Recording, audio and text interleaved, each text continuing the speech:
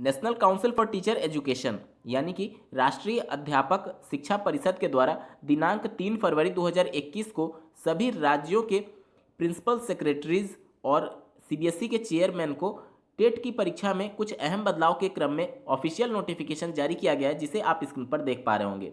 जैसा कि आपको ज्ञात होगा, नेशनल एजुकेशन पॉलिसी 2020 के अनुसार अब कक्षा 1 से 12 तक के शिक्षक बनने के लिए टेट अनिवार्य करने की बातें कही गई थी। उसी के क्रम में ये लेटर जारी किया गया है और दिनांक 31 मार्च 2021 या फिर उससे पहले कक्षा 12 तक के शिक्षक बनने के लिए टेट अनिवार्य करने के संदर्भ में इस पत्र में लिखा गया है।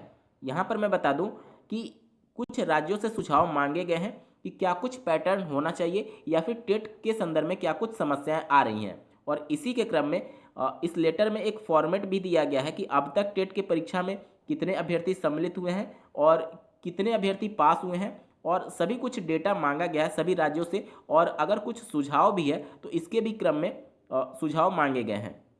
यहाँ पर मैं बता दूं कि जैसा कि आप टीजीटी और पीजीटी की वैकेंसीज देखते थे, तो टीजीटी और पीजीटी के लिए अलग से एक लिखित परीक्षा का आयोजन किया जाता था। उस पोस्ट के लिए अभी तक टीचर एलिजिबिलिटी टेस्ट परीक्षा पास करना अनिवार्य नहीं होता था, लेकिन इस लेटर के बाद से अब टीजीटी पीजीटी एलटी ग्रेड जो भी कक्षा 12 तक के शिक्षक होंगे उन सबके लिए अब टेट पास करना अनिवार्य हो जाएगा। बात कर लेते हैं नई शिक्षक भर्ती के क्रम में। तो माननीय उप मुख्यमंत्री डॉक्टर दिनेश शर्मा जी के द्वारा एक स्टेटमेंट दिया गया है कि नए शिक्षा सेवा आयोग का गठन बहुत जल्द किया जाएगा। जैसा कि आपको ज्ञात होगा कि उत्तर प्रदेश सरकार के द्वारा पहले ही ये प्रतिबद्धता जाहिर कर दी गई थी कि अब उत्तर प्रदेश में प्राथमिक स्तर से लेकर के जो भी शिक्षक भर्ती होगी, चाहे उच्च सेवा के लिए, उन सब के लिए एक ही आयोग के द्वारा शिक्षक भर्ती का आयोजन किया जाएगा।